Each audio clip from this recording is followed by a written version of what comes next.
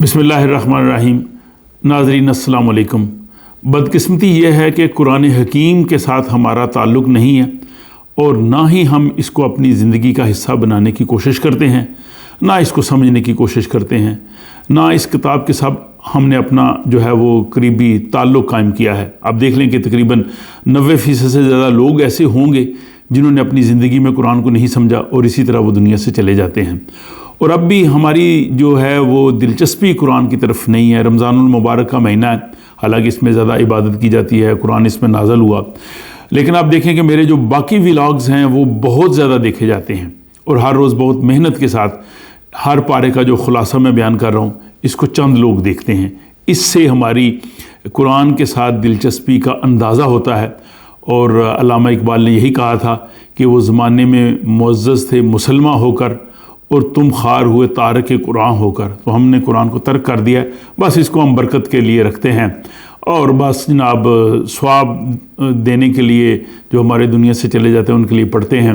اور اقبال نے یہ کہا کہ جب یاسین اسام میری کے جب کوئی دنیا سے جس کی جان نہیں نکل رہی ہوتی تو یاسین سنا کے ہم اس کی جان نکالتے ہیں، حالانکہ قرآن تو مردوں کو زندہ کرنے کے لیے آیا تھا، زندہ انسانوں کے لیے بہترین کتاب ہے۔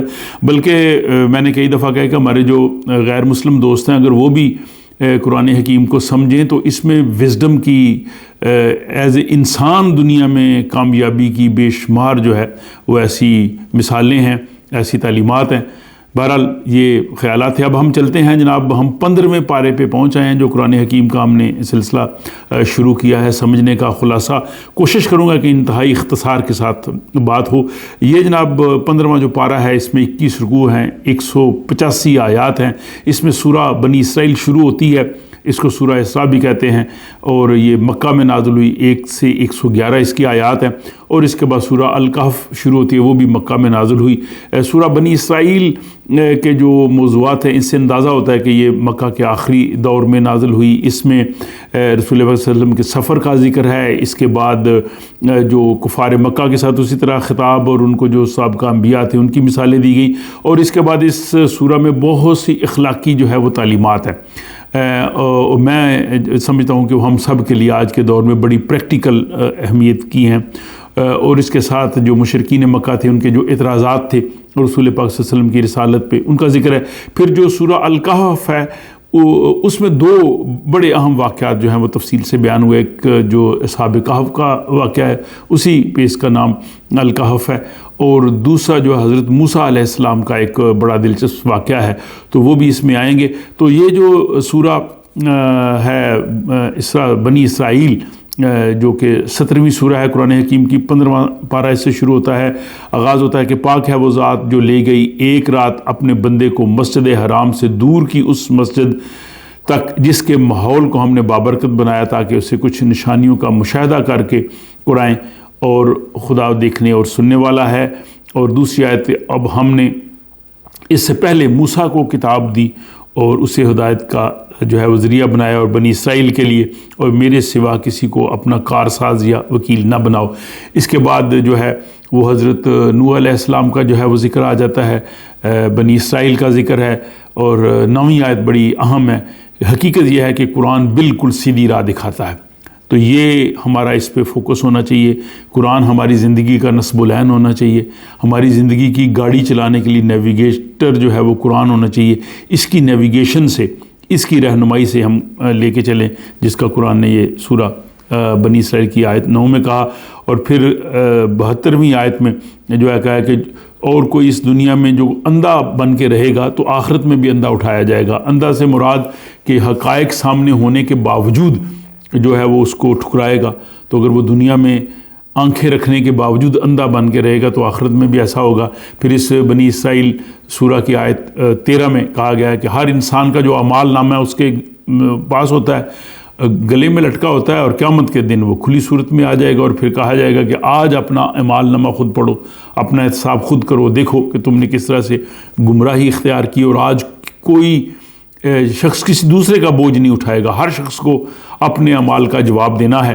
اور یہ ساری چیز بتائی۔ پھر کہا کہ ہم نے جب تک رسول نہیں بھیجے، لوگوں پہ اتمام حجت نہیں کیا، تب تک ہم جو ہے وہ اس جزا و سزا کو نہیں کریں گے۔ اور پھر آیت 23 میں ایک مرتبہ پھر والدین کے ساتھ نیک سلوک کا حکم کیا گیا ہے، اور بڑی اہم آیت ہے یہ، ہمارے نوجوانوں کو، ہمیں سب کو اس پہ غور کرنا چاہیے۔ کہا ہے کہ اگر والدین تمہاری عمر میں بڑھاپے کو پہنچ جائیں، ظاہر ہے ان کے اس وقت اعضاء کمزور ہو جاتے ہیں، تو ان کو اف تک نہ کہو، ان کو جھڑکو نہیں، ان کے ادب سے بات کرو، عاجزی سے کرو اور رحم دلی سے کرو، اور اللہ کے حضور دعا کرو ان کے لیے کہ اے خدا جس طرح انہوں نے مجھے بچپن میں پالا، مجھ پہ رحم کیا، تو بھی ان پہ رحم کر۔ تو یہ بہت جامع دعا کہی گئی ہے والدین کے لیے۔ پھر اس کے ساتھ آیت 26 میں اپنے جو رشتہ دار ہیں، قریبی لوگ ہیں، جو مسکین ہیں، مسافر ہیں، ان کے حقوق ادا کرنے کا حکم دیا ہے، اور ساتھ ہی کہا کہ فضول خرچی سے بچو۔ تو یہ بھی ہے، یہ بڑا امپورٹنٹ ہے کہ ہم اپنی زندگی میں اس طرح کا رویہ اختیار نہ کریں۔ پھر آیت 29 میں تسلسل کے ساتھ جو ہے وہ ایک بار پھر وہ بڑی اہم، میں نے کہا کہ اس میں اخلاقی اور عملی نوعیت کی ہدایات ہیں کہ خرچ کرنے میں جو بخل نہیں کرنا چاہیے، اس سے بچنا چاہیے۔ حرص، لالچ، فضول خرچی کو ختم کرتے ہوئے میانہ روی، خیر الامور اوسطھا، جو بہترین درمیانی رستہ ہے اس کو اختیار کریں۔ پھر بھوک اور افلاس کے ڈر سے اپنی اولاد کو قتل نہ کریں، اور اس کے علاوہ جو ہے زنا کی جو ہے وہ منع کیا گیا، اس سے ممانعت ہے۔ کسی کو ناحق قتل کرنے سے منع کیا گیا ہے، اور قصاص میں جو ہے اعتدال کے ساتھ اس کا حکم دیا گیا ہے۔ یتیم کا مال کھانے سے منع کیا گیا ہے۔ ماپ تول میں خیانت سے منع کیا گیا ہے کہ لین دین میں احتیاط کرو، اور لوگوں کی جو پوشیدہ چیزیں ان کا کھوج لگانے کی ممانعت ہے، خام خواہ لوگوں کی ٹو میں رہنا، ان کی باتیں، اور اکڑ کے زمین پہ نہ چلنا۔ اس میں صرف چلنا ہی نہیں، بلکہ آدمی کا پورا جو ایٹیچیوڈ ہے وہ تکبر والا، غرور والا نہ ہو، دوسروں کے ساتھ حقارت والا نہ ہو، اور شرک سے جو ہے وہ منع کیا گیا ہے۔ اور روزی کا جو زیادہ ملنا یا تنگ ہونا، یہ کوئی فضیلت یا نیک ہونے کی نہیں ہے، یہ خدا کا ایک قانون ہے، اس کے تحت ہوتی ہے۔ تو یہ چیزیں بتائی گئی ہیں۔ پھر آیت جو 44 ہے اس سورہ بنی اسرائیل کی، اس میں کہا ہے کہ جو زمین و آسمان میں جو کچھ بھی ہے وہ خدا کی تسبیح کر رہے ہیں۔ مراد یہ ہے کہ زمین اور آسمان میں جتنی بھی چیزیں خدا نے جو قانون بنایا ہے، جو اصول بنایا ہے، ضوابط بنایا ہے، ان کے مطابق چلتے ہیں، اور ان میں سے کوئی بھی جو ہے وہ اس کی روگردانی نہیں کرتا۔ اور پھر جو آخرت کی اس میں جو عقیدہ ہے اس پہ بات کی گئی ہے۔ پھر آدم علیہ السلام کی جو تخلیق ہے اور ابلیس کے ساتھ جو مکالمہ تھا اس کا ایک مرتبہ پھر کہا گیا ہے، اور کہا گیا جو منکرین آخرت ہیں وہ یہ ساری چیزیں سمجھنے کے باوجود وہ ایمان نہیں لاتے۔ اور پھر اس کے بعد آیت 78 جو ہے اس میں نماز قائم کرنے کا ایک دفعہ پھر حکم جو ہے وہ دیا گیا ہے۔ اور اس کے بعد جناب آ گئی 79 آیت کہ جس میں کہا گیا کہ رسول پاک صلی اللہ علیہ وسلم کو مقام محمود پہ فائز کیا جائے گا۔ اور 78 جیسے میں نے کہا تھا کہ اس میں کہ نماز قائم کرو سورج ڈلنے کے بعد اور رات کے اندھیرے تک، اور فجر کے وقت قرآن پڑھو، اس وقت پڑھنا جو ہے وہ زیادہ واقعی جو ہے وہ ایک اثر دکھاتا ہے۔ اور پھر آیت 81 اور 82 میں حق کی آمد اور باطل کے نیست و نابود ہونے کا ذکر ہے، اور کہا کہ یہ قرآن اہل ایمان کے لیے شفاء اور رحمت ہے۔ تو اس سے پہلے سورہ یونس میں بھی ایسی بات کی۔ پھر آیت 85 میں کہا قل جاء الحق وزهق الباطل ان الباطل کان زہوقا، کہ حق جو ہے وہ آئے گا اور حق جو ہے وہ کامیابی حاصل کرے گا۔ پھر روح کے بارے میں لوگ پوچھتے ہیں، آیت 85 میں کہا تو فرمایا کہ کہہ دیجئے کہ یہ اللہ کے حکم ہے، اس کے بارے میں بہت تھوڑا علم انسان کو دیا گیا ہے۔ اور بتانا مقصود یہ ہے کہ جن چیزوں کے انسان کے پاس زیادہ علم نہیں، ان کے پیچھے اس طرح سے خام خواہ نظریات قائم نہیں کرنے چاہیے۔ اور پھر آیت 90 میں ایک مرتبہ پھر جو مشرکین مکہ تھے، جب ان کو اسلام کی دعوت دی جاتی تو وہ عجیب و غریب مطالبات کرتے تھے۔ وہ چاہتے تھے کہ مافوق الفطرت ایسی چیزیں ہوں جو انسان نہیں کر سکتا۔ مثلا وہ کہتے تھے کہ ایسا کوئی پانی کا ہمارے لیے آپ چشمہ جاری کر دیں، یا آپ کھجوروں اور انگوروں کے باغات ہمارے لیے بنا دیں جن کے نیچے جو ہیں وہ نہریں بہہ رہی ہوں، یا وہ کہتے تھے کہ آپ جس عذاب سے ہمیں ڈراتے ہیں وہ عذاب لے آئیں. آپ کہتے ہیں جی آپ ہم پہ آسمان کا کوئی ٹکڑا گرا دیں، یا اللہ کو ہمارے سامنے لے آئیں، فرشتوں کو ہمیں دکھائیں، اور یا اپنے لیے آپ سونے کا گھر کو بنائیں. آپ بتائیں کہ میرے پاس دیکھیں وہی ہے، میرے پاس اتنی چیزیں ہیں، یا آسمان پہ چڑھ جائیں. یعنی اس قسم کے جو مطالبات تھے وہ کرتے تھے، اور ان کے جواب میں جو ہے وہ یہی آتا تھا کہ جو آپ کو قرآن یہ میں دے رہا ہوں تتفکرون، اس پہ سوچو، غور کرو، پڑھو، اس کو دیکھو. اور آپ نے فرمایا کہ میرا رب ہر عیب سے پاک ہے، اور میں ایک بشر ہوں، اور میری طرف جو ہے وہ وحی آتی ہے، میں رسول ہوں. تو یعنی ان کے لیے ایک بڑی عجیب تھی کہ ایک انہی میں سے ایک انسان کیسے پیغمبر ہو سکتا ہے. اور جواب یہ تھا کہ انسانوں کے لیے پیغمبر انسانوں میں سے ہی آنے ہیں، اگر فرشتے ہوتے تو وہ فرشتہ پیغمبر آتا. تو یہی ان کی جو ہے وہ بات سمجھ میں. پھر وہ کبھی کہتے ہیں کہ قرآن پورے کا پورا جو ہے وہ کیوں نہیں نازل ہو گیا. تو یہ تمام اعتراضات جو ہیں ان سب کے جو ہے وہ یہاں پہ جواب دیے گئے ہیں. اور اس کے بعد کہا ہے کہ آپ کہہ دیجئے کہ اللہ کو آپ رحمان پکارو، یا تمہیں سے جس نام سے بھی پکارو سب نام اس کے ہیں. تو یہ جو ہے وہ ایمان والوں کی یہاں پہ نشانیاں بنائی ہیں. اور پھر اس میں سورہ بنی اسرائیل کی آیت 80 میں اہم دعا ہے کہ فرمایا گیا کہ دعا کرو اے میرے پروردگار، مجھ کو جہاں بھی تو لے جا سچائی کے ساتھ لے جا، اور جہاں سے بھی مجھے نکال سچائی کے ساتھ نکال، اور مجھے تو اپنی جو ہے وہ مدد عطا فرما. تو یہ سورہ بنی اسرائیل یہاں پر جو ہے وہ اختتام کو پہنچتی ہے. اس کے بعد دوسری سورہ الکہف، اس میں جو ہے وہ اس کا آغاز ہوتا ہے. یہ بھی جو ہے وہ مکہ میں نازل ہوئی.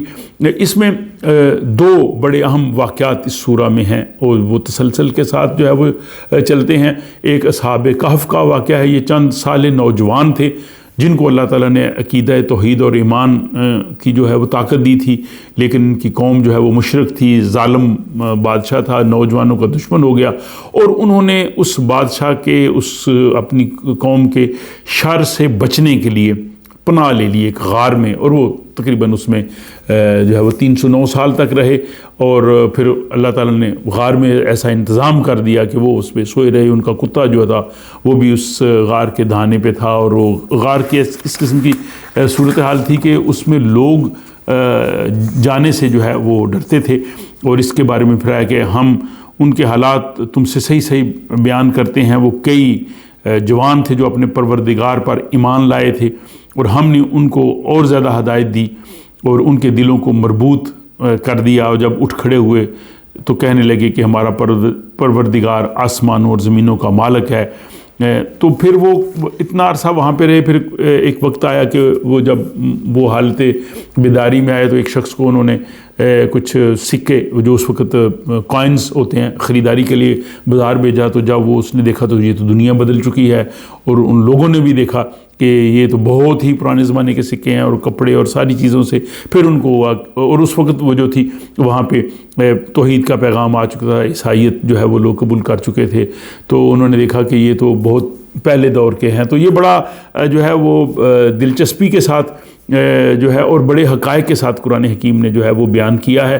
اس قصہ کو آپ دیکھ سکتے ہیں. اس کے بعد پھر یہ ہے کہ دوسرا اس میں جو ہے وہ قصہ یا واقعہ جو ہے وہ حضرت موسیٰ علیہ السلام کا ہے. قرآن نے حضرت موسیٰ علیہ السلام کے واقعات بہت زیادہ بیان کیے ہیں. جہاں تک یہ میں ابھی مطالعہ کر رہا ہوں تو میں دیکھ رہا ہوں کہ سب سے زیادہ بنی اسرائیل جو اقوام سابقہ میں اور حضرت موسیٰ علیہ السلام ان کا سب سے زیادہ جو ہے وہ ذکر آتا ہے. اور پھر اس میں ایک آیت 27ویں درمیان میں یہ بھی آتی ہے کہ رسول پاک صلی اللہ علیہ وسلم نے فرمایا کہ میں وحی کو تبدیل نہیں کر سکتا. وہ کہتے تھے وحی میں کچھ تبدیلی کرو. یہ کئی مقامات پہ ایسا آتا ہے.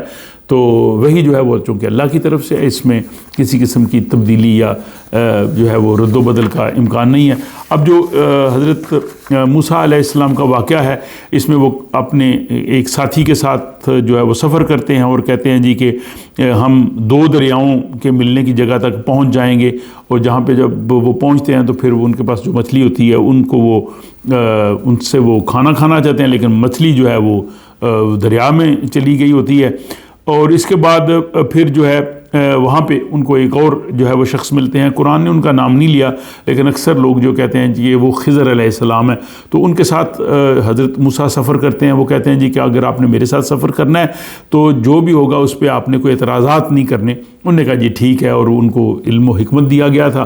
تو سب سے پہلے جب وہ کشتی میں سوار ہو کے سفر کرتے ہیں تو وہ جو شخص ہوتے ہیں وہ کشتی میں سوراخ کر دیتے ہیں. تو حضرت موسیٰ کہتے ہیں کہ آپ نے اس میں تو ہم سفر کر رہے ہیں، اسی میں آپ نے سوراخ کر کے اس کو ڈبونا ہے. انہوں نے کہا جی میں نے تو آپ کو کہا تھا کہ آپ نے میرے ساتھ جو ہے وہ بحث نہیں کرنی. انہوں نے کہا جی ٹھیک ہے، میں آئندہ بحث نہیں کروں گا. اس کے بعد وہ آگے جاتے ہیں، ایک ان کو لڑکا ملتا ہے اور اس کو وہ قتل کر دیتے ہیں. تو وہ کہتے ہیں جی کہ یہ تو آپ نے ناحق کس لڑکے کو قتل کر دیا. تو انہوں نے کہا جی کہ میں نے پہلے ہی کہا تھا کہ آپ نے اعتراض نہیں کرنا، آپ نے پھر اعتراض کیا. تو حضرت موسیٰ نے کہا کہ ٹھیک ہے، اس کے بعد میں نہیں کروں گا. اور اس کے ساتھ یہ بھی واقعہ جاری ہے سورہ الکہف کا. باقی واقعے کا حصہ جو ہے وہ پارہ جو ہے وہ 16ویں میں ہے، 16 پارے میں، تو اس میں ہم اس وقت دیکھیں گے.